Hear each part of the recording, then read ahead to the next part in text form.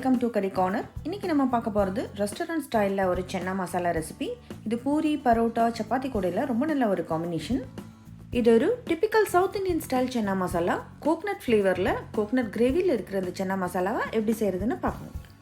முதல்ல ஒரு 2 கப் வெள்ளை கொண்டக்கடலை எடுத்து 8 மணி நேரம் ஊற வச்சதுக்கப்புறமா ஒரு 4லேருந்து 5 விசிலுக்கு ப்ரெஷர் குக் பண்ணி எடுத்து வச்சுருக்கேன். இது அப்படியே இருக்கட்டும். இனி அடுத்தது நம்ம கிரேவிக்கு ரெடி பண்ணிடலாம். அதுக்காக இங்கே 2 பெரிய சைஸ் தக்காளி எடுத்து சின்ன பீசஸாக கட் பண்ணி எடுத்து வச்சுருக்கேன். இதை ஒரு மிக்ஸி ஜாரில் போட்டு ஃபைன் பேஸ்ட்டாக அரைச்சி எடுத்து வச்சுக்கலாம். அதுக்கப்புறம் ஒரு பேன் சூடு பண்ணி அதில் 2 டேபிள் ஸ்பூன் ஆயில் ஆட் பண்ணிவிட்டு அந்த ஆயில் நல்லா சூடானதும் ஹோல் கரம் மசாலாவை இதில் ஆட் பண்ணிக்கலாம். கரம் மசாலா நல்லா பொரிஞ்சதும் 2 பெரிய சைஸ் ஆனியனை சின்ன சின்ன பீசஸாக பொடியாக கட் பண்ணி எடுத்து வச்சுருக்கேன். அதை இதில் போட்டுட்டு நல்லா டிரான்ஸ்பரண்ட் ஆகிற வரைக்கும் இதை வதக்கி விடணும். இப்போ பாருங்கள், நல்லா வதங்கி கண்ணாடி மாதிரி ஆயிடுச்சு.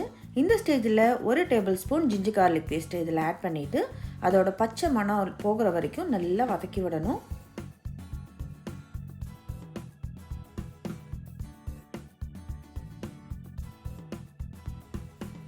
இப்போ பாருங்கள், இது நல்லா வதங்கி இது கோல்டன் கலரில் இதோட ரா ஸ்மெல் எல்லாம் போய் பர்ஃபெக்டாக ஃப்ரை ஆகிடுச்சு. இந்த ஸ்டேஜில் நம்ம அரைச்சி வச்சுருந்த தக்காளி பேஸ்ட் இதில் ஆட் பண்ணிக்கலாம். தக்காளி பேஸ்ட் ஆட் பண்ணதுக்கப்புறமா இதே மாதிரி ஒரு ஸ்பூன் வச்சுட்டு கைவிடாமல் இப்படி மிக்ஸ் பண்ணிகிட்டே இருங்க, இல்லைனா வெளியில் தெறிக்கிறதுக்கு சான்சஸ் இருக்குது. இது நல்லா வதங்கி இதில் இருக்கிற ரா ஸ்மெல் எல்லாம் போயிட்டு எண்ணெய் தனியாக பிரிஞ்சு வரும். அது வரைக்கும் இதை வதக்கி விடணும். இப்போது இந்த ஸ்டேஜில் மசாலா பொடியெலாம் ஆட் பண்ணிக்கலாம். முதல்ல 1/4 teaspoon turmeric powder, 1 teaspoon Kashmiri chilli powder, 1 teaspoon chilli powder. Kashmiri chilli பவுடரில் கலர் மட்டும்தான் இருக்கும், காரம் இருக்காது, அதுக்காக தான் ஆட் பண்ணுறது. மசாலா பொடியெல்லாம் ஆட் பண்ணும்போது ஃப்ளேமை நல்லா குறைச்சி வச்சுக்கணும். இது சேர்த்ததுக்கப்புறம் நல்லா மிக்ஸ் பண்ணி விட்டுக்கோங்க. அதுக்கப்புறம் ஒரு 2 டேபிள் ஸ்பூன் தனியா பொடி இதில் ஆட் பண்ணிக்கலாம். இனி இதில் எக்ஸ்ட்ரா ஃப்ளேவருக்கு 2 டேபிள் ஸ்பூன் சன்னா மசாலாவும் ஆட் பண்ணிவிட்டு இதை நல்லா மிக்ஸ் பண்ணி விடணும். இனி இந்த ஸ்டேஜில் ஒரு 1/2 கப் வாட்டர் இதில் ஆட் பண்ணிக்கலாம்.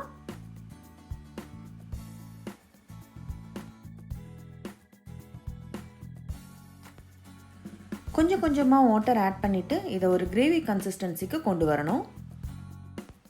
இது நல்லா கொதிக்கணும். அதுக்காக ஒரு மூடி போட்டுட்டு சிம்மில் வச்சிடலாம். 2 நிமிஷத்துக்கு அப்புறம் மூடியை ரிமூவ் பண்ணிவிட்டு பார்க்கலாம். இப்போ பாருங்கள், இது நல்லா கொதி வந்திருக்கு, எண்ணெய்லாம் பிரிஞ்சு வந்து கரெக்டாக இருக்குது. இந்த ஸ்டேஜில் நம்ம குக் பண்ணி வச்சுருந்த சென்னாவை இதில் ஆட் பண்ணிக்கலாம். சென்னா சேர்த்ததுக்கப்புறமா திரும்பவும் நல்லா மிக்ஸ் பண்ணி விட்டுக்கலாம். இந்த சென்னா மசாலா பண்ணும்போது சென்னா நல்லா சாஃப்டாக வெந்திருக்கணும், அப்போ தான் நல்லா டேஸ்ட்டாக கிடைக்கும் கிரேவி. இப்போ திரும்பவும் ஒரு மூடி போட்டுட்டு ஒரு 2 நிமிஷம் வச்சிடலாம். இந்த சென்னா மசாலாவுக்கு ஒரு கோகனட் கிரேவி ரெடி பண்ண போகிறோம். அதுக்காக 1/2 கப் கிரேட்டட் கோகனட் எடுத்துருக்கேன். இதை ஒரு மிக்ஸி ஜாரில் போட்டுக்கலாம். கூடவே உங்கள் டேஸ்ட்டுக்கு ஏற்ற மாதிரி 5லிருந்து 6 கேஷ்யூ நட்ஸ், அது கூட 1 டீஸ்பூன் கசகசா, இது கூட 1 டேபிள் ஸ்பூன் பெருஞ்சீரகம், ஃபெனல் சீட்ஸ், இதையும் சேர்த்து நல்லா ஃபைன் பேஸ்ட்டாக கொஞ்சமாக தண்ணி ஆட் பண்ணிவிட்டு நம்ம அரைச்சி எடுத்து வச்சுக்கலாம். இப்போது இந்த லிட்டை ஓப்பன் பண்ணிவிட்டு பார்க்கலாம் சென்னா எப்படி இருக்குன்னு. பாருங்கள், நல்லா கொதிச்சு இதோட ரா ஸ்மெல் எல்லாம் போய் நல்லா ஃப்ளேவர்ஃபுல்லாக கமகமான்னு இருக்குது. இந்த ஸ்டேஜில் தேவையான அளவு உப்பு ஆட் பண்ணிவிட்டு இதை நல்லா மிக்ஸ் பண்ணி விட்டுக்கலாம். இப்போது இது நல்லா கொதிச்சு ரெடியாக இருக்குது. இந்த ஸ்டேஜில் நம்ம அரைச்சி வச்சுருந்த கோகனட் பேஸ்ட்டை இதில் ஆட் பண்ணிக்கலாம். கோகனட் பேஸ்ட் ஆட் பண்ணும்போது நல்லா டிஃப்ரெண்ட்டாக ரொம்ப ரிச்சாக இருக்கும். ரெஸ்டாரண்ட்ஸ்லாம் போய் நம்ம சாப்பிடும்போது கிடைக்கிற அதே டேஸ்ட் இருக்கும் இந்த கிரேவிக்கு. கோகனட் பேஸ்ட் ஆட் பண்ணதுக்கப்புறமா இதை நல்லா மிக்ஸ் பண்ணிவிட்டு திரும்பவும் ஒரு மூடி போட்டு மூடி ஒரு 5 மினிட்ஸ்க்கு லோ ஃப்ளேமில் இதை அப்படியே வச்சிடலாம். பாருங்கள், இப்போ 5 மினிட்ஸ்க்கு அப்புறமா இந்த கிரேவி நல்லா கொதிச்சு இதிலேருந்து எண்ணெய் எல்லாம் பிரிஞ்சு சூப்பராக வந்திருக்கு கிரேவி. இனி கடைசியில் நம்ம நிறைய கொத்தமல்லி இலையை போட்டுட்டு கார்னிஷ் பண்ணிடலாம். நல்ல டேஸ்டியான ஹோட்டல் ஸ்டைலில் ஒரு சென்னா மசாலா நம்ம வீட்லேயே ரெடி பண்ணிட்டோம். பாருங்கள், நல்ல கலர்ஃபுல்லாக சூப்பராக ரெடியாக இருக்குது.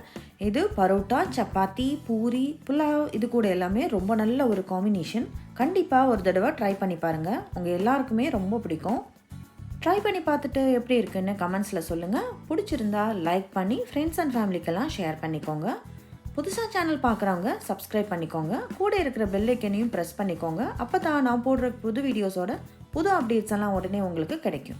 அடுத்த ஒரு புது வீடியோவில் புது ரெசிபியோடு உங்களை வந்து பார்க்குறேன். அது வரைக்கும் டேக் கேர், பாய்.